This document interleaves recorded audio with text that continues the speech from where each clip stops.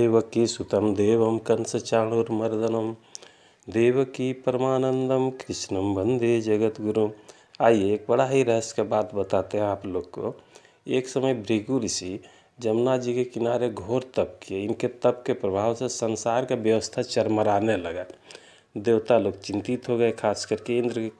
उनको लगा कि ऐसा नहीं हो कि देवर्षि भृगु जी भगवान से मेरा सिंहासन ही मांग ले, इंद्रलोक ही मांग ले। तब सब देवता मिलकर भगवान विष्णु के पास जाते हैं और अपना दुख प्रकट करते हैं। तब विष्णु भगवान बोलते हैं कि आखिर कौन ऐसा है हम में से जो उनका तप को भंग कर सके।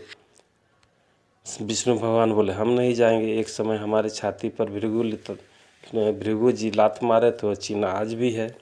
अब कौन जाए, सब देवता मना कर दिए। तब शंकर भगवान बोले हम जा रहे। आए और देखे कि बाबा भृगु जी उस समय फल लाने के लिए कहीं गए हुए। देखे अच्छा मौका है, कोई है नहीं आश्रम में।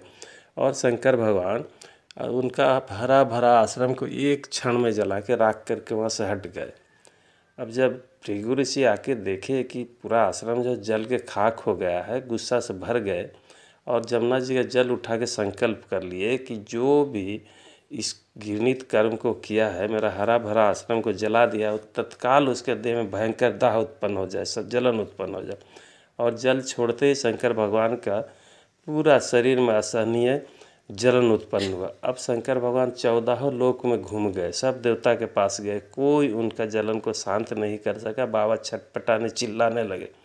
तब गौ माता गोलोक धाम से पुकारी कि हे भोलेनाथ आप आइए, मैं आपका सारा जलन को दूर कर दूंगी। शंकर भगवान गए गोलोक, जैसे ही गौ माता को प्रणाम किए, गौ माता उनको घोंट गई, मैंने पेट के अंदर कर ली। अब शंकर भगवान जब कुछ समय तक पेट में चले गए गौ माता का, तो शंकर दुनिया का जो व्यवस्था था वो चरमराने लगा। भगवान शंकर संहार का देवता है। सब देवता मिलकर गौ माता से प्रार्थना किए। तब गौ माता शंकर भगवान को नील गाय के बछड़ा के रूप में जन्म दी। अब बोली कि आज सावन का दिन है, शंकर भगवान को गाय का दूध से जो अभिषेक करेगा, शंकर भगवान ऐसा कोई चीज़ उनके लिए अदय नहीं होगा जो उस भक्त को वरदान के रूप में नहीं देंगे। बोलिए शंकर भगवान की जय, गौ माता की जय।